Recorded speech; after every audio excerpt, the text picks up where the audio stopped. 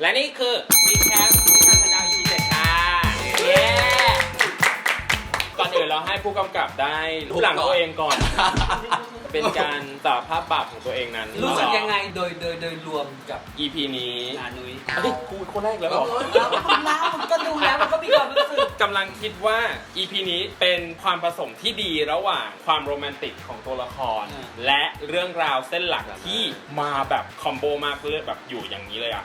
โดยที่มีแบบความโรแมนติกหยอดไปหน่อยนึงซึ่งรู้สึกว่าโอเคเราจะกลับมาลุยเรื่องทอฝันกันต่อแล้วนะอะไรอย่างนี้ หลังจากที่แบบให้เวลาไปกับ ใช่ ของ ใช่ สองคนเนี้ยมาประมาณแบบ2-3 EP แล้วนะ ใช่ครับ ซึ่งที่จริงๆ EP นี้เป็น EP ที่โรแมนติกขั้นสีแดงเลยเนาะเต็มที่มาก แต่ว่ามันไม่ทำความรู้สึก ใช่ เพราะมันมีอะไรบางอย่าง ใช่ เราในตอนความคิดว่าเหมือนเรื่องมันไม่ไปไหนแต่จริงๆแล้วมันก็ไปไหนอยู่แหละแต่เรารู้สึกว่าเรื่องมันมีบางอย่างที่เอาประเด็นเดิมมาขยี้เรื่องการขับรถที่เราสงสัยตั้งแต่ต้นเนาะมันเหมือนเอามาขยี้ EP มันยังไม่ได้เฉลย แล้วเหมือนเรื่องมันขึ้นหน้าไปแต่จริงๆมันขึ้นหน้าแหละก็คือความสัมพันธ์ของตัวละครเนี่ยมันชัดแล้วแหละว่าเขาอย่างเขาจับมือกันแล้วนะเขาพูดความในใจกันแล้วนะแล้วอะไรเงี้ยน่าสนใจดีในแง่พอบางคนรู้สึกว่าเรื่องไม่ไปไหนในแง่เราคนทำอ่ะโห EP เนี้ยโคตรเคลื่อนเส้นข้างหน้ามากด้วยความรู้สึกคือพัฒนาการตัวละครมาถึงจุดที่ร่วมหอลงโลงแบบบ้านอะไรเงี้ยแต่ในมุมนึงก็ดีที่ได้ยินว่ารู้สึกว่าเรื่องไม่ไปไหนอะไรเงี้ยมันเกิดแล้วแต่สำหรับคน รู้สึกคนทำมันคือแบบนี่เขาย้ายไปอยู่ด้วยกันแล้วนะนี่คือในแง่ทำบทอ่ะโอ้โหนี่คือ EP ที่จะสีเข้มสุดชมพูหวานสุดอะไรเงี้ยแต่อีกเรื่องนึงที่ยังอยู่ใน EP นี้นั่นแหละครับที่เราอยากทุบหลังพุ่งกับคือจังหวะจากคนตัดต่างที่มันยังคงจะยังไงเนี่ยเหตุผลที่อยากทุบหลังเพราะว่าหงุดหงิดหงุดหงิดแล้วหงุดหงิดไม่ไปสักทีเหรอเหมือนแบบมันจะอีกนิดนึงแล้วจะไปแล้วอะไรอาจจะเป็นท่าที่พุ่งกับอยากทำให้คนรู้สึกอย่างนี้ก็ได้เหมือนที่บอกเมื่อกี้ไงมันกูรู้สึก12ราศี เราถึงบอกจากที่เราคุยเมื่อ EP ที่แล้วเรารู้สึกว่าความละครของมันยิ่งชัดเข้าไปเรื่อยๆไม่ว่าจะเป็นจังหวะการวางบทการตัดต่อหรือเทคนิคที่แบบยั่วล้อกับความต้องการของคนดูจะจิ้นละไม่ซึ่งถือว่าประสบความสำเร็จซึ่งเราเลยไม่แน่ใจว่าจริงๆแล้วถ้าถอดเทียนออกแล้วเอาผู้หญิงเข้าไปอ่ะเราก็ไม่ได้รู้สึกแตกต่างกับบริบทอันนี้คือบริบทเรื่องความเป็นละครใช่มันเป็นแค่เป็นตัวเทียนนี่แหละแล้วก็มันนึกขึ้นดูดีๆอ่ะพี่ว่า EP เนี้ยเหมือนที่พี่หนุ่มบอกว่ามันเหมือนไม่เดินเรื่องไปไหนมันรู้สึกว่า EP ทิ้งเวลาไปเยอะมากแบบว่าแต่ละฉากให้เวลากับมันมากพูดกันเยอะโน่นนี่นั่นรวมไปถึงอีกเรื่องนึงเพิ่งนึกขึ้นได้ว่าเฮ้ยน้องเทียนอ่ะปี 3ถูกไหมอยู่ปี 3มาอะไรก็คิดว่าถ้าเราทดแทนเราในวัยนั้นกับตัวละครนี้รู้สึกว่าเฮ้ยนี่มึงหนักมากอะเรื่องราวเหล่านี้หนักสำหรับมันมากนะอะไรเงี้ยสิ่งที่มันแปลกใช่แล้วก็เราชอบเรื่องพื้นที่ทำไมเราถึงเห็นการรุกมากขึ้นของหัวหน้าเพราะมันถูกชิปมาเป็นพื้นที่หัวหน้าเพราะถ้าเราจำอีพีที่แล้วเนี่ยเราจะด่าอีเทียนบ่อยๆว่าแหมมึงรู้แต่มึงแรกมึงแบบเล่นตัวแต่อันเนี้ยหัวหน้าเป็นคนคุมเกมเพราะว่ามาอยู่ในพื้นที่ของหัวหน้าพอแบบทุกคนบอกว่าเฮ้ยยะจะนู่นจะนี่แล้วมันแบบมันมีความแก้มข้านอะไรอย่างเงี้ยบางทีพออ่านฟีดแบ็กมากๆก็อาจยอมรับมีความน้อยว่าเช่นมันทำให้คนรู้สึกอย่างนี้แบบว่าแต่ว่าพอถอดออกมาเป็นคนมองจริงก็คือเฮ้ยคนเขารู้สึกร่วมตามเราดีกว่าเพราะฉะนั้นเธอมันถูกแล้วที่เธอวางให้คนเขาได้รู้สึกพัฒนาไปพร้อมกับความรู้สึกอย่างนั้นถึงแม้มันจะมากับความคนแบบบ้างก็ตามแต่นั่นแหละเราเลยอยากรู้ว่าอันเนี้ยมันเป็นขนมวายเหรอเพราะว่าถ้าเกิดขึ้นในซีรีส์เราหรือหนังแล้วหรือถ้าเราทำอ่ะกูไม่มักจะไปแบบแต่ที่เขาพูดออกมาแล้วว่ามันเป็นขนมวายหรอไม่ใช่มันเป็นขนมมันเพราะว่าพอมึงพูดแบบว่าเขาทำงี้ตั้งแต่ปื้มชิมอนก็เลยแบบใช่ว่ะเราย้อนกลับไปว่าเรารู้สึกว่าเราเคยตั้งโจทย์เอาไว้ว่าถ้ามันจะเลิฟซีนแบบที่ไม่ต้องมาเลิฟซีนแล้วทำให้คนรู้สึกได้เท่านั้นมันคงน่าจะดีมันก็เลยเป็นวิธีการคิดของเรามั้งอะไรอย่างเงี้ยตอนนั้นคือหงุดหงิดมากกับปื้มกับชิมอนกันอะไรจุดกันแล้วอยู่ดีก็บอกกูชอบไอ้น้ำแต่เราชอบนะเพราะเรารู้สึกว่ามันทำให้ดูสนุกขึ้นแล้วเอาจริงมันยิ่งทำให้แบบอย่างนี้ออกมามันเหมือนเป็นความเอนจอยอย่างหนึ่งของการดูซีรีส์มันเหมือนกับท่าผู้กำกับที่ พี่อยากทำท่านี้อยากให้รู้สึกอย่างเงี้ยแล้วก็ success ด้วยนะในการ ใช่ สำหรับเราเป็นการ success นะที่แบบทุบหลังผู้ไหนเถอะที่พูดกับอัตซาดิสก็ได้ เข้าใจแล้วนะTwitterที่แบบอยากทุบหลังพ่วงกับมันเป็นแบบนี้ อยากเอากับปวดหลัง บนอ๋อ แล้วมันทำแบบเนี้ยหลายฉากเว้ยหลาย EP ใช่ และมันทำท่าไม่ค่อยซ้ำหมายถึงว่าคือมันก็ กระบวน คน กระบวน อย่างนี้แหละ ท่าอะไรอย่างเงี้ย แล้วก็ไม่ตอบสนอง คืออย่างนี้พี่พอพี่พูดอย่างนี้ว่าเราเห็นแบบนี้ซ้ำๆมาในหลายๆ EP อ่ะมันมีความหวังเว้ย ใช่ อ่ะ EP เสร็จแล้วมึงต้องพูดแล้วล่ะ เราว่ามันนะไม่สำหรับเรานะเราว่าถ้าพระนางมันได้เลิฟซีนจริงๆเมื่อไหร่อ่ะอันนั้นมันต้องเป็นแบบใหญ่เลยทีเดียวอ่ะแล้วเราว่ามันกำลังปูให้ไปถึงตรงนู้นมากกว่าสำหรับเรานะเราว่า ซึ่งสมมติปูแล้วไม่มีเลย ก็ต้องได้นะไม่เราว่าเราเข้าใจไงพอมันเป็นของโจ้ก็คือทำเลยแบบ บุคลิก มันแล้วแต่คนใช่แต่เราว่ามันน่ะจะต้องปูไปจนถึงวันที่สุดท้าย ให้มัน ที่ ได้แบบ ที่เราต้องแบบดูแล้วก็ โอ้โหอย่างเงี้ย กูมีให้มึงทีเดียวอ่ะแต่กูให้ตอนสุดท้าย แล้วไม่มีด้วย ไม่ อ่ะ รู้ แล้วเขาไม่มีอ่ะ มึงก็อย่าไปพูดอย่างนั้น จีบกูตกหน้าผากเลย ไม่รู้เราว่ามันน่าจะอย่างนั้น มันเป็นเหมือนโมเมนต์แบบคนจะจีบกันแล้วยังไม่เป็นแฟนกันแต่ก่อนเป็นแฟนกันนี่ไม่มีความสุข แต่ แต่เมื่อกี้เราหันมามองว่านี่คือโมเมนต์ที่ดีที่สุดของ นองตาเหมือนที่เราคุยกันว่าตอนที่มันมองตากันได้แหละจริงๆแล้วโมเมนต์แบบนี้ ถ้าเป็นแบบนี้ ไม่ดีกว่าตอนเป็นแฟนอย่างนั้นเป็นแฟนแล้วก็โอเคในสเต็ปแล้วมันเป็น ก็คือเขาตั้งใจจะเล่าโมเมนต์นี้ไปจน ขยายโมเมนต์เนี้ยให้มันกว้าง มันคือสำหรับเราอ่ะเราชอบระยะแบบนี้นะมันคือระยะของเขาเรียกว่าอะไรมันดูมีความเคารพในกันและกันประมาณหนึ่งอยู่ คนไม่พอใจมีคน เป็น ไม่พอใจ แล้วไง โน้น ไม่คนนั้นเขาเป็นคนเร็ว คือเราอะโอเคกับระยะเว้ยเราโอเคกับการที่ตัวละครมีระยะต่อกันเราก็เทคไทม์กับการเล่นเกมกัน แต่พอเขาพูดกับมันหยอดความดราม่ามาขั้นกลางเส้นอยู่จะแบบจริงบางคนจะพูดจับมือแล้วคนจะพูดแล้วว่าคุณเสียกับแพทจะจีบผมเหรอแล้วสมมติว่า พอเรื่องทอฝัน จะบอกมีอะไรจะบอกเรื่องทอฝันอะไรเงี้ยมันแบบมันกลายเป็นแบบ ขัดฟิล ขัดฟิลมันกลายเป็นแบบอีกฟิลนึง แต่อันเนี้ยเรามีความรู้สึกว่ามันกล้าที่จะเอ็กซ์เพร์เมนต์หมายถึงว่า ทดลอง ถ้าเปิดที่เป็นคนอื่นน่ะจะไม่มีสิ่งนี้มาขั้น ใช่ ก็จะทำให้มันแบบสมูทอะไรก็ว่าไป แต่อันนี้มันเหมือนกับแบบกูลองหยอดอย่างนี้แล้วกูดึงกลับมามันจะแบบเป็นยังไง เพราะฉะนั้นเราเข้าใจที่คนดูส่วนหนึ่งรู้สึกว่าอ๋อ ทุกคนต้องเป็น มันไม่ใช่แค่บอกว่าคนเข้ามาขัดจังหวะหรือมีคนเข้ามาเปิดเข้ามาหรือแบบอะไรอย่างนี้แต่มันนี่มันคือแบบการหยอดอีกโทนหนึ่งเข้ามามันเป็นการปิดความรู้สึกของตัวละครทันที แต่เรารู้สึกว่าอันเนี้ยมันเป็นชีวิตจริงพอสมควรหมายถึงว่าในชีวิตจริงมึงไม่สามารถนี่คือโมเมนต์แล้วกูจะมีความสุขไปตลอดโมเมนต์มันจะต้องมีแบบคุยเรื่องอะไรกันสักนิดแล้วก็แบบเฮ้ย จะสั่งอาหารเพิ่มไหมคะควรจะปิดแล้วค่ะ มันจะมีแบบดึงดราม่าหรืออะไรเงี้ยหรือจะมีอะไรมาขัดมันจะมีแบบนี้ตลอดเวลาในชีวิตจริงก็ป่ะมันก็ดูเป็นการทดลองแบบ ชีวิตมันไม่สมบูรณ์หรอก อะไรอย่างเงี้ย มันไม่ได้จบบริบูรณ์ ก็ที่ฉันดูละครจริง แต่ว่าเหมือนกับว่ามันเป็นการทดลองเว้ยมันเป็นการทดลองวิธีเล่าแบบนี้ที่ลองดูซิว่ามันจะเป็นยังไง แต่ กูชอบพี่หนุ่มมาก แต่มุมเราชอบ EP นี้มากกว่า EP ที่แล้วอย่าง EP ที่แล้วที่เราบอกตอนท้ายเลยว่าเรารู้สึกมันไม่สนุกเพราะว่ามันแน่นไปด้วยเรื่องเครียดอย่างเงี้ยแต่อย่างน้อย EP เนี้ยก็มีความแบบ บาลานซ์ มันบาลานซ์ดี แต่ว่าพอทุกคนมาพูดว่ามันไม่ไปไหนก็เลยใช่มันไม่ไปไหนจริงๆแหละแต่ แต่อันเนี้ย แต่ สิ่งที่เรามีปัญหาที่เราเจอเราคือ เรารู้สึกว่าอารมณ์มันพอดราม่าเสร็จแล้วมันกลับมาเฮฮาอย่างเช่น หมอน้ำกำลังเครียดว่าไอ้เชื่อกำลังจะเจอทอฝันแล้วตัดมาเป็นฉากวงเล่า เราเลยไม่แน่ใจกับมูดตรงนั้นเลยว่าความต่อเนื่องความซัสเพนของมันแล้วอยู่ดีก็กลับมา เฮฮา กับข้าว เราแค่ไม่แน่ใจ ไม่แน่เลยว่า กับ เป็นการทดลอง อารมณ์ต่อเนื่อง แต่เป็นเหมือนกันในแง่ที่ว่าคือแอบรู้สึกว่าซีนวงเล่าในรอบเนี้ยไม่ค่อยประสบความสำเร็จกับเราในฐานะคนดูเท่าไหร่เรารู้สึกว่าแบบทำไมอยู่ดีเคมีมันดรอปลงนะที่เรารู้สึกว่าถ้ามันเป็นวงเล่าหรือวงข้าวอะไรเงี้ยโอ้ยอีแก๊งโบบาพับพิรุณจะแบบเคมีจะสนุกมากอ่ะ เราคิดว่าส่วนหนึ่งอาจจะเป็นเพราะว่ามันเพิ่งต่อจากดราม่า suspension มาความสงสัยแล้วพอมันมาเข้าซีนวงเล่าเลยมันเลยมี โดดมาก ความรู้สึก อารมณ์มันไม่ได้ อารมณ์มันไม่ต่อเนื่องกัน เราจะมีความระแวงหมอน้ำว่ามันจะพูดตอนไหนวะว่ามันจะแบบให้ครูหมอแซฟเพิ่มเติมตรงไหนวะหรือเปล่าสำหรับเราอีพีนี้หมอน้ำผมมาปุ๊บเราจะรู้สึกมันจะไม่สบายใจเพราะมันเป็น ซึ่ง เรื่องของเขา EP นี้หมอน้ำก็คือ MVP EP นี้เราขอชมน้ำมนต์แบบเต็มๆครั้งแรกนะว่าแบบน้องสามารถรับผิดชอบบทนี้ได้โดยที่แบบเป็นบทสมทบบทชงที่เล่นได้ธรรมชาติเหมือนจริง ไม่หายไป แล้วก็ไม่หายไปแล้วก็รู้สึกว่าทุกครั้งที่เข้ามาแล้วรู้สึกแบบมันสว่างขึ้นมาหรือมันพร้อมที่จะแบบมันเป็นซัพพอร์ตติ้งที่ดี ชมไปถึง EP ก่อนๆด้วยเนาะ ชมไปถึง EP ก่อนๆด้วยว่าตั้งแต่น้องปรากฏตัวเข้ามาตั้งแต่1-7เนี่ยคือ นอกจากความหล่อล่ำแล้วก็การแสดงที่เป็นธรรมชาติ เชื่อได้ เรารู้สึกว่านี่คือหมอจริงๆอ่ะน้ำมนต์เป็นคนที่ให้การแสดงธรรมชาติอยู่แล้วเราเคยร่วมงานกับน้องแค่แบบนิดนึงแต่ว่าอันเนี้ยแบบดีมากๆจริงๆ ครั้งแรกที่ชอบน้ำมนต์มากคือโซตัสเอส อ๋อเหรอ ที่เป็นคู่กับ กาย น่ารัก แต่เมื่อกี้ที่อยากชมคือเพราะว่าดี EP นี้จะมาชมเอิร์ธ อีพีนี้จะมาชมซีนที่ดีมากแล้วก็คิดว่าสำหรับเราชอบมากที่สุดก็คือซีนแบบเพลย์ต่อคุย ใช่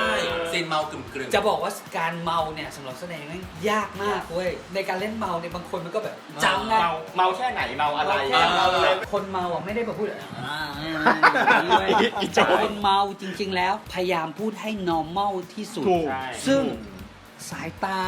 น้ำเสียงที่มันอยู่ในคอของมันในฉากเนี้ยมันเหมือนคนเมากลุ่มๆจริงๆแล้วมันก็ได้มากอันนี้ขอชมพี่ออฟในแง่ช้อยในเรื่องการให้นักแสดงหน้าสดดูเหมือนหน้าสดในหลายฉากเราชอบมากเพราะเรารู้สึกว่าฉันเห็นสิวฉันเห็นรอยฉันเห็นอะไรเงี้ยแต่โชคดีด้วยที่น้องมันก็แบบ หน้าดีอ่ะแต่มันก็เลยแบบถ้าเป็นกูก็คือแบบมึงต้องทำเอฟเฟกต์เยอะมาก เอฟเฟกต์เลยขึ้นโพสให้คุณโจว่ากูอิจฉาเด็กสมัยนี้ที่หน้าตาสดใส ถูกต้อง ๆโดยไม่ต้องแต่งเยอะ ใช่คือจริงๆให้การแสดงที่ดีมากในหลายๆซีนของ EP เนี้ย เราชอบตอนฉากกินข้าวด้วยอ่ะแบบการมองตาแอบมองกันไปมาอะไรอย่างเงี้ยคือมิกก็ดีอยู่แล้วนะแต่ว่าอันเนี้ยเราสึกว่าแม่งแบบ outstanding ออกมาเหมือนแบบนี่แหละเป็นตอนของกูที่กูจะแสดงความสามารถละ ซึ่งเรื่องหนึ่งตั้งแต่ต้นเรื่อง EP 1ที่จะถึง EP 7เราจะเห็นเอิร์ธแบบนี้มาสักพักใหญ่ๆแล้วแบบแอบมองนู่นนี่นั่นอ่ะแต่ว่าเหมือนน้ำหนักมันเยอะขึ้นอ่ะแบบรักมากขึ้นรู้สึกมากขึ้น มันเป็นไปตามไทม์ไลน์เวลา คือเรารู้สึกว่าพอเราอ่านฟีดแบ็กที่คนบอกว่าเฮ้ยไอหัวหน้าภูผามันน่าจะเข้มกว่านี้มันควรจะเป็นช้อยที่ถ้าเรานึกถึงก็คือพี่เวีย สุกลวัฒน์ ที่มาโฆษณา ใช่ ในนี้ด้วยแต่สุดท้ายมันคือภาพฝันของวงกับการเวิร์กกับนักแสดง ใช่อันนี้เราสามารถอธิบายได้ก็คือว่าคือเดิมทีตอนนั่งเขียนบทจากนิยายมาคนอ่านนิยายมันถึงทำงานกับจินตนาการในภาพเพราะนั้นไม่ว่าใครก็ตามแต่มีจินตนาการอยู่แล้วว่าหัวหน้าภูมันต้องเป็นอย่างนี้แล้วบทบรรยายในนั้นน่ะมันส่งให้ภูผามันต้องมีความเข้มแข็งผู้ใหญ่เข่งขรึมกว่านี้อะไรเงี้ยทีนี้ในแง่พอมาทำงานจริงอ่ะโจทย์นึงคือเราจะทำยังไงให้นักแสดงมีเสน่ห์ที่สุดถูกป่ะเพราะฉะนั้นน่ะเราเวิร์กกันหลายครั้งมากเราเวิร์กแบบเวิร์กช็อปกันประมาณ5 ครั้งเพื่อหาคาแรคเตอร์ตรงกลางที่น้องจะไปถึงและตัวละครตัวนี้จะไม่ได้เสียไปจากนิยายอะไรเงี้ยขึ้นไป 2-3 คิวแรกอ่ะเรายังพยายามที่จะไฟท์ให้น้องอ่ะเป็นแบบที่เราต้องการอยู่เลยอ่ะแต่เราคนพบว่าพอเป็นแบบนั้นอ่ะน้องไม่มีเสน่ห์เว้ยก็คุยกันถึงแบบร้องห่มร้องไห้อ่ะอะไรอย่างเงี้ยคือก็แบบทำไมมันไม่ได้สักทีพี่ต้องการอะไรผมไม่รู้ว่าทำยังไงผมถึงจะไปถึงสิ่งที่พี่ต้องการได้สักทีอะไรเงี้ยก็เปิดใจคุยกันแล้วก็รู้สึกว่าไม่ได้ถ้าปล่อยไปอย่างนี้ต่อไปไม่ได้แน่นอนก็เลยคุยกันใหม่ว่าพี่ว่าเรามาเจอตรงกลางทันทีนั้นเราก็เห็นตัวละครอีกแบบหนึ่งทันทีว่าเฮ้ยภูผาแบบเนี้ยมันมีเสน่ห์เอิร์ธมีเสน่ห์แบบไหนเราดึงเอาเอิร์ธลงมาเอาภูผาลงมาหน่อยแล้วให้เขาเล่นเท่าที่แบบเรามาตีความร่วมกันใหม่อะไรเงี้ยก็เลยเปลี่ยนเวออกมาเป็นแบบนี้แล้วว่าภูผาคือหนุ่มบ้านๆคนหนึ่งซึ่งเฮ้ยพอพบว่าแบบเนี้ยเรายิ้มได้ทุกครั้งเลยอ่ะใช่เรารู้สึกว่าจริงๆไอความที่เราหลงรักหัวหน้าภูผาคือความบ้านๆเว้ยคือความบ้านๆจริงๆโดยรูปลักษณ์รอยสักหน้าตาอะไรต่างๆมันส่งเสริมมากเนี่ยเราจึงแบบเราอยากไหว้สาพี่ออฟมาก ไหว้สา ในซีนเพลย์อะเรารู้สึกว่าตั้งแต่เป่าขลุ่ยจนมาถึงร้องเพลงจริงๆแล้วแบบคุยเรารู้สึกว่าดีเลยมันคือการจีบกันแบบคนบ้านๆที่โคตรดีเลยแบบมันคือมากมันสวยงามมากที่เฟรมบอกว่าทำไมน้ำตาไหลเราร้องไห้เพราะรู้สึกว่ามันแบบจริงมันจริงใจมากจริงๆนี่ทำงานพอตอนอ่านบทเรื่องนี้พอเริ่มเขียนอ่ะเราเขียนซีนนี้ก่อนซีนแรกเลยแล้วคือเราฟังเชี่ยจะร้องไห้คนนี้แล้วนะคือพออ่านแล้วเพลงลมมันก็มาเว้ยว่าหนุ่มบ้านๆที่นั่งเหงาอยู่ที่เปลแล้วมันมีลมพัดมามันเหงาขนาดไหนอะไรเงี้ยก็เลยคิดถึงว่าพาสถานการณ์มาให้เจอซีนนี้ก่อนก็เลยเขียนซีนนี้ก่อนเลยว่ามันต้องร้องเพลงลมมันคือเพลงแข่ง ความคิดถึงของหนุ่มบ้านๆคนหนึ่งที่แบบอะไรอย่างเงี้ย อืม พอดูแล้วแบบมันเป็นภาพจริง ๆ แล้วมันทำงานกับความรู้สึกเราจริงด้วยว่ะอะไรอย่างเงี้ยก็มีน้ำตาไหลนิดนึง เขาพูดบอกว่าผมเหงา ใช่การพูดว่าผม เออใช่มันผมเหงามันดีมากเลยมัน ตัวละครมันเหงามากจริง จริงมันคือแบบ วิธีการตัวละครมันคือคนโตมันคือผู้ใหญ่ก็แหละ อ่า ที่มันแบบไม่ได้แบบผมชอบคุณผมรักคุณแต่มันคือแบบผมเหงาผมไม่อยาก เออ ได้คนอยู่ ประเดี๋ยว ประเดี๋ยวประดาว ประเดี๋ยวประดาว ผมอยากขอแต่งงานแล้วว่า ช้อยของการเลือกคำมันคือ ประเดี๋ยวประดาว ผมเหงา ไหมคะ ผมเหงา แล้วเราก็ลองแล้วเรารู้สึกว่าเข้าใจตัวละครได้ ความรู้สึก ได้ทันทีแล้วก็รู้สึกว่าวิธีการคือผู้ใหญ่มันคือวิธีการของ วิธีการแบบผู้ใหญ่ อ่า วิธีการที่เราทำให้เชื่อวุฒิภาวะ มันน้ำตาซึมมาเพราะองค์ประกอบทั้งหมดมันคือใช่ตอนที่นั่งเขียนบทก็คิดแบบนี้แล้วพอดูมันคือเที่ยสงสารภูผาสงสารในความที่เขาอยู่คนเดียวมาแบบด้วยเพศสภาพด้วยมันจะไปหาใครได้ง่ายๆวะแต่ว่าแล้วการอยู่ตรงนั้นกับหน้าที่มันตลอดและการที่เขาได้พูดว่าแบบความรู้สึกเขาจริงๆคืออะไรผมเหงาแค่นั้นเองผมอยากได้ใครสักคนก็เลยแบบทำงาน เอาเพื่อน ทำงานจริงอ่ะ ได้ ว่าอีสา คำตอบแล้วเนาะเพราะว่ามีคนถามมาว่าทำไมต้องเป็นเพลงนี้ที่มันเป็นเพลงของทวีภพ The Musical ไม่ได้ว่าด้วยเรื่องเพลงวีพบเลยเราคิดว่ามันเรา ด้วยเนื้อ ว่า เพลง บรรยากาศตอนนั้นตอนอ่านเรารู้สึกบนนั้นมันหนาวอะไรลมมันคงพัดมันนั่งเหงากับลมแล้วคนบ้านทุ่งอ่ะมันจะเทียบตัวเองกับอย่างอื่นไม่ได้ กับธรรม เลย ชาน อกจากธรรมชาติ ใช่ ว่าแบบ ใช่ ลมพัดมาอะไรมันก็เหงาวะอะไรอย่างเงี้ย ถ้าพวงกับกูใส่เพลงไม้พี่ลมพรแน่นอน ซึ่งก็ได้ไง ซึ่งมันก็ถูกต้องสำหรับแบบ อยู่ที่ชอยไง ต่างอรไทยต่างๆ ชอบเพลงนี้ตั้งแต่ต้นแล้วแบบโดยเป็นหลัก ก็จะเป็นป่าไม้ทางภาคอีสานมีป่าไม้ทางเหนื ไอ้ อ ก็จะน่ารักอีกแล้ว พูดถึงเรื่องไหนแล้วเลยลืมเลยว่า เรื่องเอิร์ธใช่ ดีมาก เพราะอย่างที่บอกเรามาเพื่อชมเอิร์ธเลยเพราะเรารู้สึกว่า EP นี้มันเอิร์ธก็ดีเซิร์ฟอิทมาก แต่ถ้าพูดในมุมมองหนูจริงๆแล้วอ่ะเป็นตัวละครที่หนูไปซื้อที่สุดเลยนะเหมือนว่าวิธีการแสดงหรือคาแรคเตอร์ของเขาแต่พอพี่อธิบายแบบนี้ปุ๊บก็จะนึกขึ้นได้ว่าโอเคนี่คือกึ่งกลางระหว่างคาแรคเตอร์และนักแสดงเพราะว่าดูแล้วอ่ะด้วยบุคลิกภาพได้แต่ว่าด้วยเสียงวิธีการแสดงอะไรอย่างเงี้ยหนูกลับรู้สึกว่าไม่ได้ เราคาดหวังมากกว่านี้ ใช่เราคาดหวังมากกว่านี้แต่ว่าพอนึกภาพว่าโอเคนี่คือกึ่งกลางระหว่างคาแรคเตอร์กับตัวกับนักแสดงจริงรู้สึกว่าเนี่ยนี่คือดีที่สุดแบบ the best version of Earth แล้วซึ่งก็ดีจริงซึ่งดีจริงก็ต้องยอมนะ ซึ่งอันนี้มันแล้วแต่ความคาดหวังความต้องการของคนดูนะ อย่างเราอ่ะไม่เคยอ่านนิยายหรือไม่ได้มีภาพของผู้อาวิชกองหัวหน้าภูผาไว้ก่อนเพราะฉะนั้นไอสิ่งที่เอิร์ธให้เราก็เลยแฮปปี้กับมันประมาณนึงเราก็หลงเสน่ห์หัวหน้าไปด้วยนึกออกปะเราไม่ได้มีพี่เวียพี่ติ๊กทยอนบินอะไรอย่างเงี้ย การบินมาว่ะ มีทยอนบินแวบๆเหมือนกัน ใช่ใช่ เราชมเอ็กต้าและตัวสมทบ เราคิดว่าเรื่องนี้ตั้งแต่ต้นมา หมู่มวล อ่ะดีหมดเลยเว้ยคือชาวบ้านเด็กๆอะไรอย่างเงี้ย แล้วมันทรีตเหมือนไม่ได้เป็นเอ็กซ์ตร้าของเรามันเหมือนเป็นนักแสดงอีกคน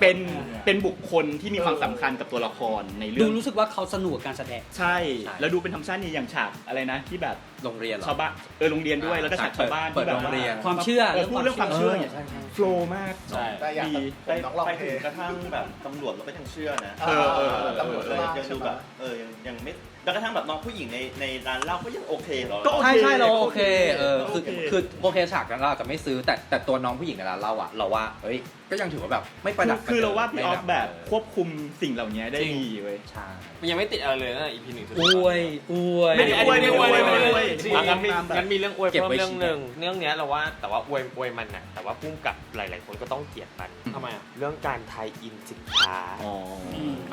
พุ่งกับหลายๆคนก็เกลียดมัน นึกออกไหมคือถ้ามึงคิดแล้วมันเบรนเข้าไปในซีนได้ขนาดเนี้ยแล้วลูกค้าก็ต้องแบบดูเรื่องนั้นสิเขาทำได้ดีอย่างเงี้ยนึกออกไหมใช่ไหมคุณว่าไหม สำหรับเรา มันเกินไปเนอะ ที่ชาญฉลาดเพราะว่าออฟอะเขาก็ต้องดีแคร์ก่อนว่าโปรดักต์มีคุณสมบัติอะไรใช้ยั เนาะ งไง เกินไปไหมเนาะ แบบเบเนฟิตมันคืออะไรอะไร ตามบรี เงี้ ฟ ย แหละได้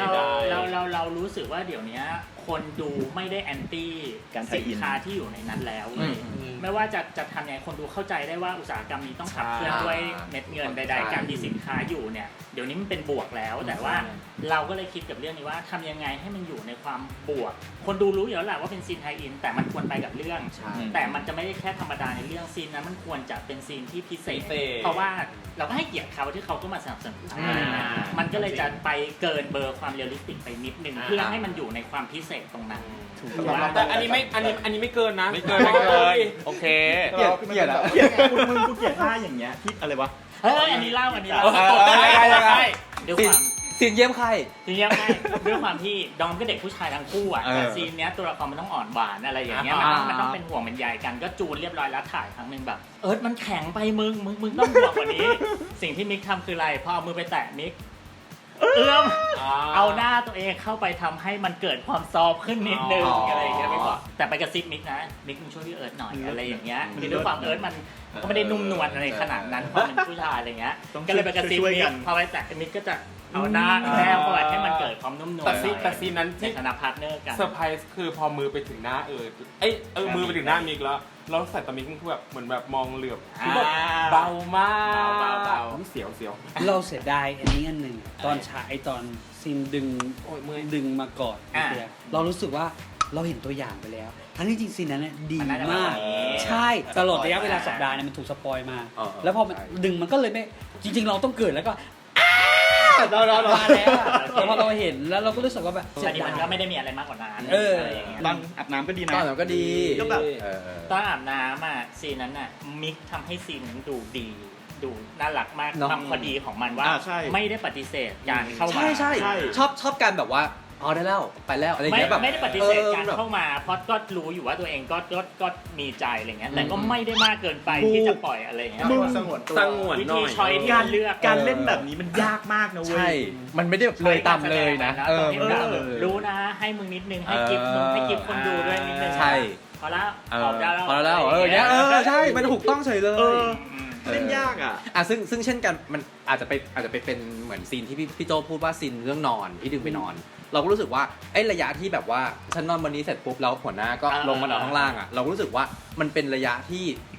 พอดีนะเป็นการให้สเปซกันและกันที่ค่อนข้างโอเค คือเรามองว่าถ้าไปต่อที่การแบบนอนต่อแล้วกอดกันทั้งคืนอ่ะเราจะรู้สึกว่าเขาชอบโมเมนต์แบบอย่างเชิง อะไรอย่างเงี้ย อย่างเชิงไปมา เมื่อวานวันก่อนเราเจอคนที่เขาดูนิทานบรรดาแล้วก็มาคุยกับเราก็ดูรีแอคชั่นเราด้วยเขาก็บอกว่าคืออย่างเมื่อที่ก่อนหน้านี้ที่มันมีมุกแบบทะลึ่งหน่อยทั้งเรื่องกินกล้วยหรือชักว่าวแต่ช้อยของการเลือกมิวสิกสกอร์ตรงนั้นนะมันก็เป็นแบบดราม่าไปเลยนึกออกปะมันก็เป็นดราม่าไปเลยเขาก็รู้สึกว่าทำไมมันถึงไม่แบบใช้สกอร์อย่างเป็นแบบทะลึ่งไปเลยอะไรอย่างนั้นอันเนี้ยอยากรู้ว่าอันนึงดีเป็นเรื่องกล้วยก่อนกล้วยไม่ได้มีความหมายใดๆเชิงนัยยะเลยเพราะว่ากล้วยคือของที่หากินง่ายในป่าของที่จะติดรถได้เพราะนั้นการแบ่งกล้วยสำหรับเราเฉยๆแต่ว่าขึ้นอยู่กับคนตีความเลยอันนี้เข้าใจได้เพราะว่าเราไม่ได้จะขยี้ซีนนั้นให้มันไปเป็นมูดนั้นทีนี้ที่พูดอันเนี้ยเพราะว่าวันนี้มีซีนนวดที่เชื่อมโยงตรงนวดกับตรงท้ายนิดนึงตรงหลังจากนวดจริงๆตามบทที่มานอนเราจะจบให้มิกกำลังนอนยิ้มแต่หัวหน้าภูนอนกรนแล้วมันก็จะเป็นมูดตลกขึ้นมาแต่พอตัดแล้วรู้สึกว่ามูดไม่เอาดีกว่าก็แค่เปลี่ยนตัดเสียงออกคือบางทีมันเกิดจากกระบวนการตัดต่อสุดท้ายที่เราตัดสินใจว่าเราดูแล้วเราจะเลี้ยงอารมณ์คนแบบไหนเพราะฉะนั้นเช่นกันต่อให้ในซีนที่มันจะดูสองแง่สองงามแต่ว่าเราไม่อยากชี้นำให้งั้นเพราะมูดมันแบบนี้แล้วมันดีกว่า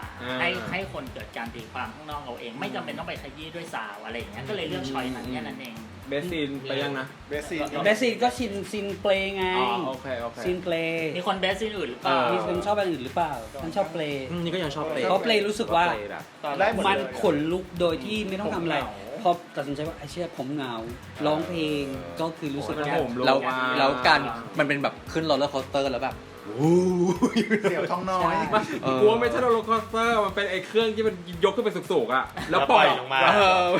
แต่ไม่มีเซฟตี้ให้กูนะก็คือกูตกมาตายชอบซินเปแต่เราชอบในแง่ว่าแบบพี่ออฟมันกล้าทดลอง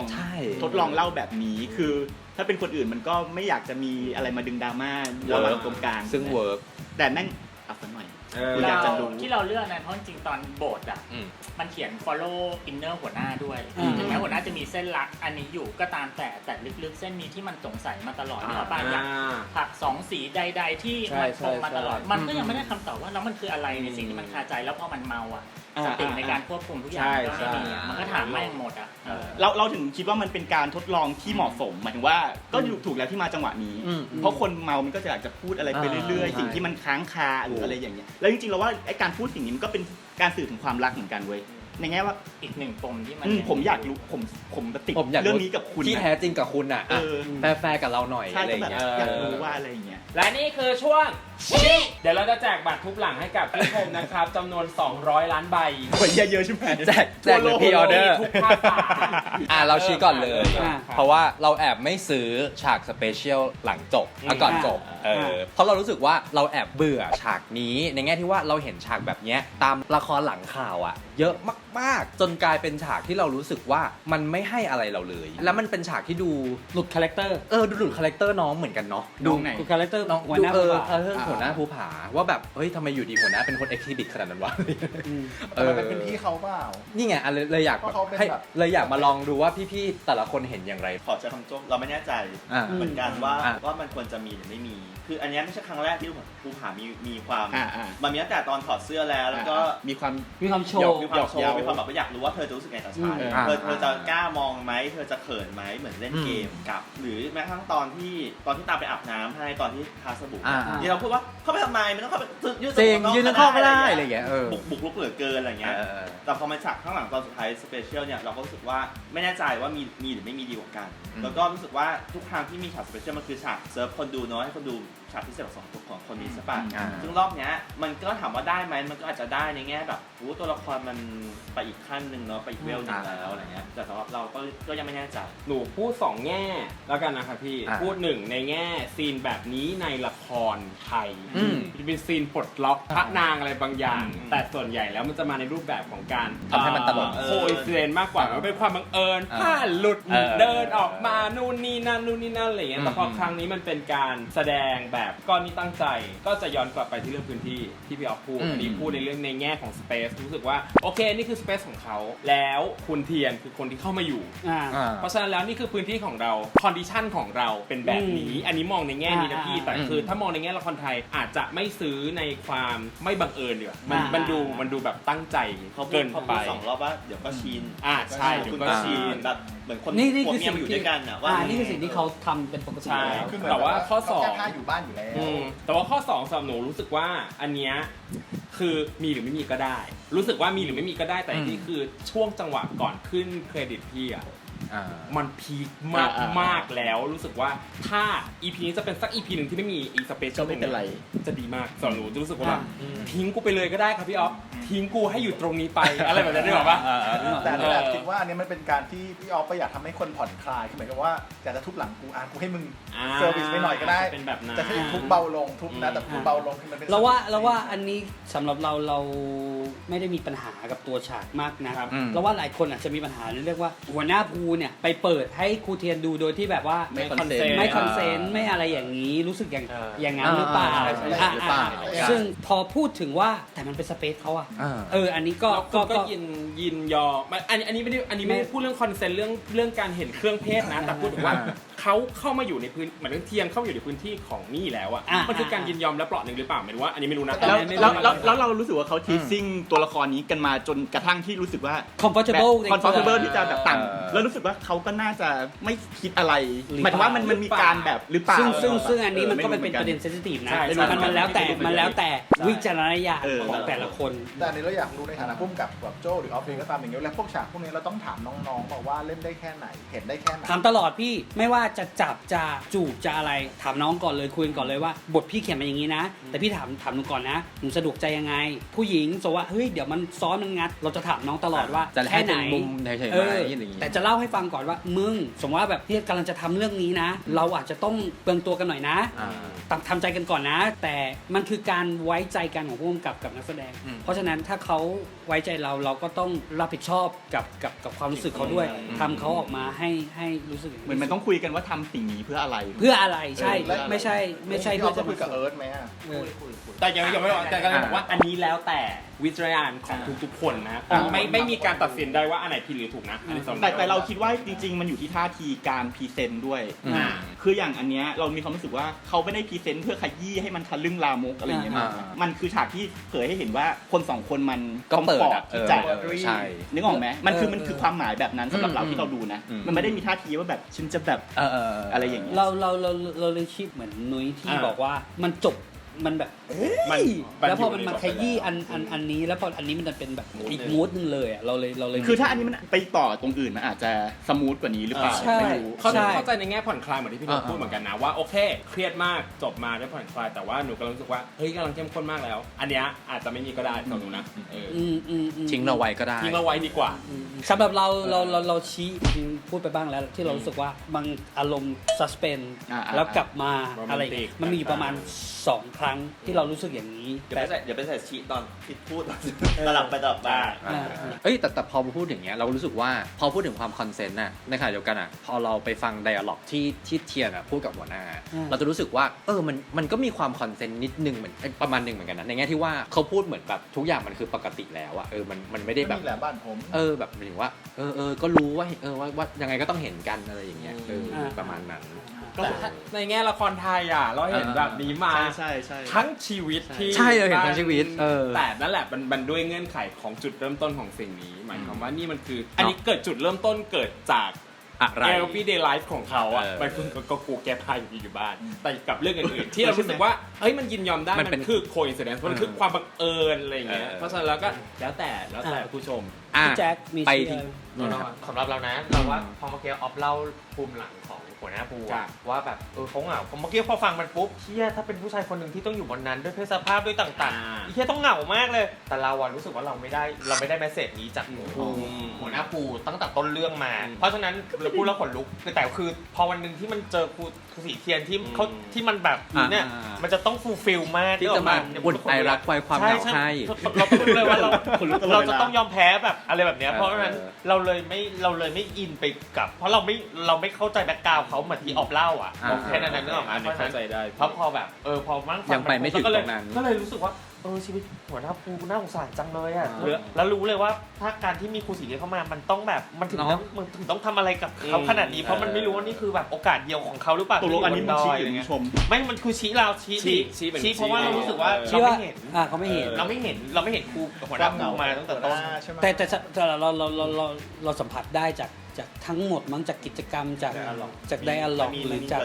มันมีหยอด มันหยอดมันไม่เยอะแล้วเราลืมในสิ่งที่ออฟเล่าอ่ะ แล้วแต่ จนเราลืมในสิ่งที่ออฟเล่าเพราะว่าเรามัวแต่ไปโฟกัสพอฝัน แต่หนูกำลังคิดอยู่ว่า มึงอยากให้แบบว่า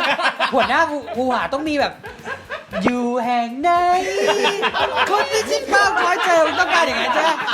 หรอ อย่างนั้นเหรอ คือถ้ามีอย่างนั้นผมก็จะเก็ตเลยแล้วพอแบบเดียวก็จะแบบอะไรอย่างเงี้ยใช่ พี่เด้อก ำลังหรือกำลังคิดอีกแง่นึงพี่แจ็คพูดไปอย่างกำลังคิดอีกแง่นึงว่า พอเขาพูดว่าผมเหงาอ่ะมันแค่เป็นการเฉลยความรู้สึกบางอย่างหนึ่งแล้วค่อยไปหาคำตอบอีกทีว่าเหงายังไงวะเพราะเรายังไม่รู้เลยนึกออกปะ ก็อาจจะค่อยๆ ก็เหลืออีกตั้ง3 EP เผยมาอีกหน่อย หรือถ้าไม่มีทุบหลังได้เลย ไม่รู้ว่าเราว่าบรรยากาศมันบอก ถ้าจะเป็นแบบอยู่แห่งไหนอ่ะไม่เป่าฝุ่นให้เป่าฟุตหัวห หัวหน้าเป่าฟุต แล้วยังที่หน้าผาเดียวดาย แล้วก็หัวหน้าความเห่ามันเหี้ยกับเรา พูดเองแล้วก็พูดคนเดียว แล้วว่า ไม่ใช่ หัวหน้าเป็นมิวมาก่อน มา อี ให้ พี่โจมันเคยพูดประโยคนี้ใน ขอชี้หน่อยชี้ฉากที่กูชี้คือฉากที่ชาวบ้านสร้างโรงเรียนใหม่แล้วให้หัวหน้าภูปิดตายอีครูเทียนไปเจอโรงเรียนใหม่กูรู้สึกว่าอีครูเทียนนี่มันเป็นใครวะนึกออกไหมทำไมชาวบ้านถึงต้องแบบทำอะไรให้ขนาดนี้คือจริงๆมันก็คือเป็นโรงเรียนของทุกคนถูกไหมอันนี้มันดูแบบ ครูเทียนตัดริบบิ้น ครูเทียนเป็นใครวะ ครูเทียนดู ทำไมมัน ยิ่งใหญ่ดูยิ่งใหญ่วะดูมีความหมายมากๆอะไรอย่าง จ เงี้ ริ ย งๆแล้วตูนแอบส่งเงินมาให้หมู่บ้าน2 ก็ครูเทียนกำลังจะเป็น เอาชีวิตเข้าแลกหลายอย่าง มีกำลังจะเป็น เรารู้สึกว่าเฮ้ยเขาตั้งแต่เขาเข้ามาแม้ว่าเขาจะมีเรื่องแต่ว่าเขาเปิดไพ่ความจริงใจเอาชีวิตเข้าแหละเดี๋ยวอะไรเงี้ย ก็กลายเป็นคนที่ชาวบ้านรักมาก ไม่ผมอีกแง่หนึ่งรู้สึกว่าแล้วแต่คิด เราคิดว่ามีบางคนที่ไม่รักครูเทียน ใช่ มันไม่ได้มาหมดหมู่บ้านนะเธอ นี่คือคนที่รัก เลิฟเฮดเลยทั้งชิป ถ้าพูดอย่างนี้ก็นึกออก ไม่ได้มา ทั้งหมู่บ้าน เห็นคนที่ไม่มาก็มาประชาเขาไม่เห็นมา แต่ EP หน้าก็จะมีเกียรติครูเทียน แต่เข้าใจฟิลพี่เฟรมได้นะในแง่ที่ว่าเราจะรู้สึกว่าไม่ต้องปิดตาก็ได้มั้ง มันดูแบบ พาฉันซ้อนไปเฉยๆแล้วแบบ มันดูเล่นใหญ่โต แล้วขี่ขึ้นเนินมาแล้วค่อยแบบอะไรอย่างเงี้ยอย่างก็ได้อะไร อัน อ หนึ่ ย่าง งเงี้ย ฉากซ้อนท้ายนั้นสวยมาก สวย สวยแบบ สวยมาก มึงละคร ไปแล้ว ก็เข้าใจ ก็เข้าใจไงแต่ฉันก็ชี้ผม เดี๋ เลย วย อ บอกว่าให้กูดูแบบละครอย่าให้กูดูความจริงกูงง ก็เป็นสองฝั่งไง มาให้พี่ออฟ ฉันมันฝั่งวิชาการ พี่ออฟ ฝ่ายวิชาการ ดีเฟนเรื่องชี้ต่าง อ่ะไปที่ชิ จริงๆไม่ดีเฟนหรอกอย่างแรกก็คือ อธิบายกันหน่อย ขอบคุณมากสำหรับทุกคำติชมที่เข้ามา อะไรอย่างเงี้ยตามอ่านนะที่เรื่องฉากสุดท้ายอะไรเงี้ยแต่อย่างที่บอกอะว่าสุดท้ายแล้วอะเราทำอะไรออกไปแล้วมันเป็นหน้าที่ของคนดู เราไม่สามารถไปดีเฟนได้ว่าเธอต้องชอบ หรืออย่าไม่ชอบเลยขอร้องอะไรอย่างเงี้ยครับก็ปล่อยไปแล้วยอมรับกับผลที่เกิดขึ้นว่าดีเหมือนกัน นี่คือช้อยของเรา นี่คือช้อยของเราดีเหมือนกันที่มันเกิดโมเมนต์ที่คนถกเถียงกันบ้างว่ามันควรไม่ควรอย่างหนึ่งแล้วก็เอากลับมาคิดต่อว่าจริง ๆ แล้วมันควรหรือไม่ควรแต่ณตรงเนี้ยมันผ่านกี่สายตา มันผ่านการตัดสินใจแล้วเราก็เลือกแล้วเราก็จะยอมรับว่ามันเกิดกระบวนการไม่ชอบอะไรเงี้ยเราก็ไปเจอคอมเมนต์ว่าไม่โอเคเลยไม่โอเคเลยอะไรเงี้ยแต่เมื่อกี้พอบอกว่ามันคือละครนะนี่มันคือบริบทของละครแล้วอย่างที่นุ้ยบอกว่ามึงเห็นมาตั้งกี่รอบแล้วว่ามีแบบนี้นี่ก็คือละครเรื่องนึงเนี่ยเราก็เลือกท่าทีนี้มานำเสนอคราวนี้ลึกไปกว่านั้นอีกในเชิงโครงสร้างของการวางฉากแบบเนี้ยอันนี้ที่โน้ตได้พูดแทนเราแล้วว่ามันมีแพทเทิร์นมาอยู่ตลอดอยู่แล้วว่าคนมันจะจบเครียดแล้วเราไม่อยากให้เขาไม่มีความสุขกลับบ้านเราก็จะเลือกฉากอะไรที่มันเซอร์วิสสนุกตลกโผกผ่านมาไว้ตรงนี้แต่ณวันนี้มันอาจจะเกิดการถกเถียงว่าปล่อยมันไว้ก็ได้ไม่ต้องมีก็ได้ EP นี้อะไรเงี้ยมันก็จะมีฝั่งหนึ่งว่าแพทเทิร์นเนินหายไปไหนแล้วทำไมไม่มีอะไรเงี้ยคราวนี้พอฉากที่เลือกอันเนี้ยทุกคนพูดถูกหมดเลยว่ามันคือพื้นที่ของหัวหน้ามันคงเป็นเรื่องความหนักมือมั้งไปที่ทำให้คนรู้สึกว่าโหไม่เห็นจำเป็นเลยที่ต้องมีอะไรแบบนี้ยอมรับหมดเลยอะไรเงี้ยว่ามันเกิดความรู้สึกแบบนี้ เขาชี้ไงเขาชี้คนทางบ้านมาชี้ด้วยมันเกิดความรู้สึกแบบนี้กับคนได้แต่ว่าเราเลือกที่จะให้มันมีคอมเมดี้ผ่อนคลายอ่ะแล้วก็อย่างที่บอกมันมาตั้งแต่บทแล้วมันเกิดการคิดและการตัดสินใจมาแล้วอะไรเงี้ยก็ไม่ได้ก็ยอมรับว่ามันก็เกิดผลกระบวนการทั้งสองอย่างที่บอกว่าเลือกที่จะใส่อะไรเข้าไปในนั้นน่ะมันมีเหตุผลทั้งหมดอยู่อะไรอย่างเงี้ยครับเหตุผลก็คือมันถูกคิดมาว่ามันหัวหน้าจะยั่วเย้าในพื้นที่ของเขาจะทำอะไรได้บ้างเราจะเห็นเขาทำอะไรห่ามขึ้นเยอะมากบุกเข้าไปในห้องน้ำหรืออะไรอย่างเงี้ยมันเป็นไปตามไทม์ไลน์ความสัมพันธ์ที่เกิดขึ้นคราวนี้มันมีอีกอันนึงที่แท็กมาถึงว่าโหไม่เซฟน้องเลยนู่นนี่นั่นอย่างที่โจคุยไปแล้วว่าทั้งหมดกระบวนการเนี้ยเกิดจากการที่คุยกับนักแสดงทั้งหมดแล้วว่ามันจะมีฉากนี้พี่จะถ่ายแบบนี้ทุกคนมานั่งดูฟุตหมดเลยว่าแบบนี้เราว่าคงเป็นท่าทีความหนักมือหรือเบามือในฉากนั้นมากกว่าที่มันทำให้คนรู้สึกแบบนั้นอะไรอย่างเงี้ย ก่อนเราถ่ายกันที่เราคุยกันเรื่องนี้แล้วเพราะว่าจริงๆแล้ววันนี้เราถ่ายคือเช้าวันเสาร์แล้วทุกคนน่ะดูกันบางคนอาจจะโดนสปอยล์น่ะคือวันศุกร์นิดหน่อยซึ่งนี่ไม่ได้รู้อะไรเลยว่าปิดทุกอย่างเพราะว่าทำงานอยู่แล้วก็ดูจนจบขึ้นเครดิตปุ๊บแล้วก็ผ่านไปเลยไม่ได้คิดอะไรเลยนะเป็นวันหนูก็ปล่อยใช่แล้วก็เราก็มานั่งคุยกันว่าเมื่อกี้ตกลงว่าเมื่อคืนเกิดอะไรขึ้นหรออะไรอย่างนี้หนูก็ถามแล้วก็บอกว่าผ่านไปแล้วตอนไหนวะคือเราไม่ได้คิดอะไรเราแบบปล่อยให้มันผ่านไปซึ่งมันก็อย่างที่บอกมันแล้วแต่วิจารณญาณของแต่เราคิดว่ามันก็เป็นเรื่องที่ดีที่มันก็มีคนมาคุยกันเถียงกันว่าเฮ้ยแบบนี้มันได้เหรอหรือมันถ้ามันต้องยังไงอะไรอย่างเงี้ยใช่ซึ่งสมมุติว่าโอเคถ้ามันไม่โอเคขึ้นมาในข้างหน้าเราจะได้รู้ว่าเข้าใจเลยเราเข้าใจดีด้วยซ้ำที่มันเกิดฟีดแบ็กแบบนี้เพื่อเราเองก็จะได้เอามาบาลานซ์งานถ่วงเราไว้ในการคิดว่ามันมีประเด็นที่ต้องคอนเซิร์นตรงนี้เมื่อกี้พูดอย่างทุกที่พูดเรื่องมันเราต้องกลับไปคิดในงานต่อๆใช่เพราะว่าเลสเซว่าจริงๆหรือคนรุ่นเรากับพี่ออฟอะไรเราโตมากับมันก็เลยชินไหมมันก็เลยชินหรือว่าจริงๆแล้วโอเคแบบนี้มันไม่โอเคแล้วอ่ะหรือจะเล่าฉากแบบนี้ยังไงให้มันโอเคกว่านี้อะไรอย่างเงี้ยก็ต้องไปทำกันบ้านว่าสมมุติว่ามันเปลี่ยนเป็นหัวหน้าค่อยๆเดินไปหยิบผ้ามาพันเนี่ยน้ำหนักมันจะเบาลงอย่างเงี้ยมันเป็นเรื่องของเลสเซง่ายๆหรือว่าพี่ย้อนกลับไปเขามาเชียงเม้ง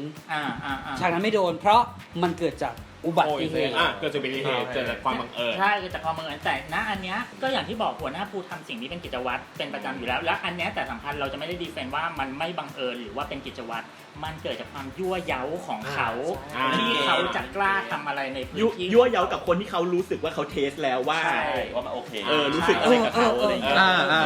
พี่เพิ่งประเด็นเนี้ยเป็นประเด็นที่แบบโคตรเซนซิทีฟในแม้แต่ว่าอย่างตอนเราทำเฟรนด์โซนหลายคนพี่เราก็จะรู้สึกว่ากับความตื่นรู้ในสมัยนี้ที่แบบคนรู้สึกว่าเฮ้ยเรื่องคอนเซนต์เรื่องเซนซิทีฟเรื่องอะไรต่างๆเงี้ยแล้วเราก็จะรู้สึกว่าแต่ถ้าเราทำกับคนที่ เราเทสแล้วนะ เราคุยกันเราแบบเราประมาณนึงแล้วอะว่าแบบเราจะเคลื่อนไปอย่างนี้นะ เราจะใกล้เข้าไปจูบเราจะอะไรอย่างนี้ซึ่งบางทีมันเป็นเขาเรียกอะไรมันเป็นลีลาบางคนเขาก็ไม่ได้มีการบอกว่าเดี๋ยวฉันจะจูบเธอนะ แต่ก็อย่างที่บอกนะครับว่ามันตั้งใจไปแล้วว่านั้นรับผลคำติชมคำลบใดๆที่เกิดขึ้นทั้งหมด โอเค ปรบมือให้พุ่งกับเราหนึ่งทีแล้วปรบมือให้ผู้ชมด้วยนะครับขอบคุณนะครับ ต้องขอบคุณนะเพราะว่าจากฟีดแบ็กเมื่อคืนอ่ะเราก็เห็นว่าหลายคนอ่ะทวีตขึ้นมาเลยว่าแบบรอฟังพี่ออฟพูดถึงเรื่องนี้ในศูนย์วิจารณ์เราเลยรู้สึกว่างั้นเรามาคุยเรื่องนี้กันด้วยเลยดีกว่า เพื่อที่แบบอาจจะได้ให้เห็นถึงมุมของตัวผู้กำกับเองด้วยว่าคิดหรือผ่านการทำงานมาอย่างไรเหมือนรวมพวกเราตรงเนี้ย3 6 7รวมคนหนึงเป็นนี่หนุ่มกัญชัย ผลกระแส ยังไงครับ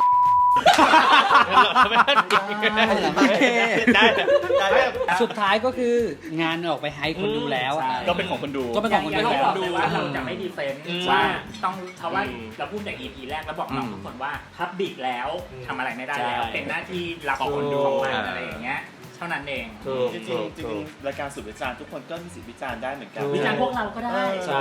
ไม่จริงๆแล้วว่ามันดีตรงที่ว่าเดี๋ยวนี้มันไม่ใช่ one way communication ต่อไปเพราะว่ามันส่งไปแล้วมีส่งกลับเพราะสมัยก่อนแบบส่งไปแล้วก็แล้วกันเราอยากอ่านคอมเมนต์นะโอเค โทรศัพท์แป๊บเดียวได้ปะ ได้ มันจะจบแล้วเนี่ยไม่ Lazada นั่นแหละก็ EP 7 แล้วเนอะเหลืออีกแค่3ก็ยังต้องมาลุ้นชะตากรรมว่านี่ก็ยังไม่รู้ว่า จะจบยังไงวะ จะจบยังไงจากที่แบบจากตัวอย่าง EP 8 ซึ่งก็ไม่รู้ว่าเฮ้ยกอไก่เทียนเป็นคนชน